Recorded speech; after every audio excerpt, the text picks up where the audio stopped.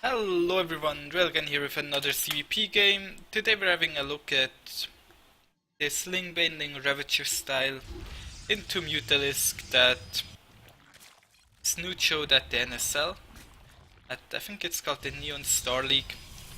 We're seeing the standard hatch gas pool hatch opener from my side, and we're seeing pretty standard play from the opponent's side as well. I'm not sure if yes, he's going for the Twilight Council. Could have been a Stargate Twilight Council. Sal is one of those. So I'm speeding a little bit through the early stages because we've already seen that quite a bit. I built my Roach one somewhere before the 4-minute mark, took the second gas at around the 4-minute mark as well. Went for a little bit too fast of a layer. I usually wanted around 5 minutes, built it a little bit too early, and I'm getting out an evolution chamber as well. Now to deal with the adepts, as soon as my Roach one finished, I built about 3 to 8 roaches. I only built 3 roaches this game because I built the lair a little bit too early, so I could not afford the gas. I'm building a pretty quick overseer right now in case he goes for DTs, and I'm using this Ling Ravager force to try and zone out the adepts so they cannot simply walk into my third or natural and kill a lot of my stuff. He did not really commit to this attack. I spotted his third nexus around the 4-minute 30 mark, which is pretty standard.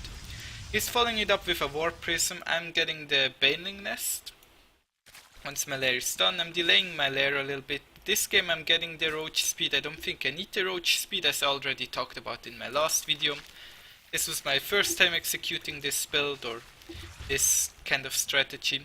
My goal is to get up to 3 bases with gas and then use the other 2 bases for minerals and minerals only. And of course the larva. Right here he's doing a little bit of harassment with the adepts. They're of course always really annoying to deal with. Especially right there. The thing is, he also attacked me at my gold base at the same time, so I was a little bit out multitasked by him. Once I feel comfortable on my 3 bases, I'm still behind in supply mind you. I'm getting my Spire so I can make that transition happen as well. And right here the the Warp Prism comes again and I quickly dispose of it.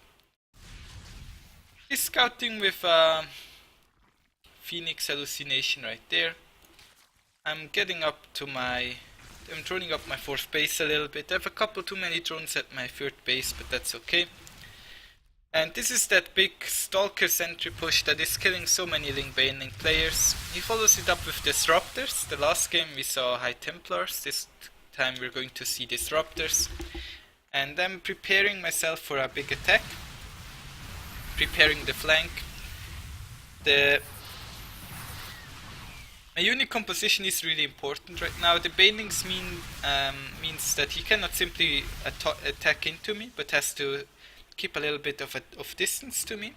While the Ravagers allow me to zone him, so he has to move backwards or just from the point he is. And in combination with the Banelings, that means that he always has to retreat, which allows me to take better and better engagements over and over. So he's going for a little bit of harassment once his big attack failed. A lot of Protoss do that, and that's where the Mutalisks come into play.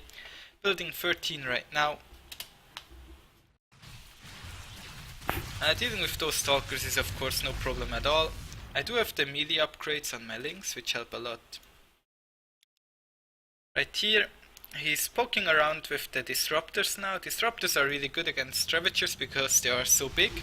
And they're also quite decent against Banelings because they like to clump up a lot. Cleaning those adepts with my Mutalisks. He's now walking on creep. Right here I noticed the first Disruptor, so I know that he does have at least one and probably more. I dodged that ball quite nicely and then I shoot some buys. I think he will probably send another one. That's where I feel like it's time to attack.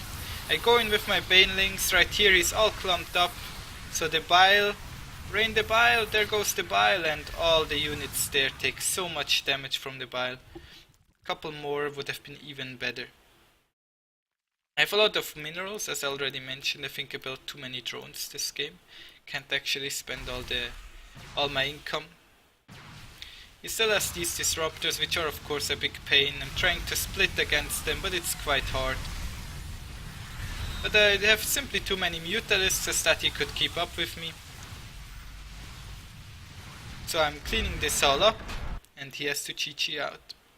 I'm not sure, well I think he has to GG out, right? I'm going to have 9 more Mutalisks, and puts me at 22. He has no Stargate. Well, he does have a Stargate, 2 Stargates actually, but he didn't build any Phoenix. So that was that. So I hope you guys liked this short little showcase of Ling Bane Ravager. It's a little bit different from last game because this time he had the Disruptors. We saw the Corrosive Bile being used a lot more aggressive this game because the opponent played more aggressive. Defended against the War Adepts once again with some Ling and Roach.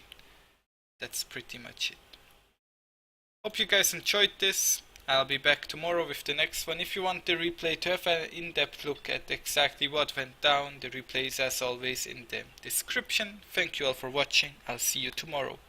Bye!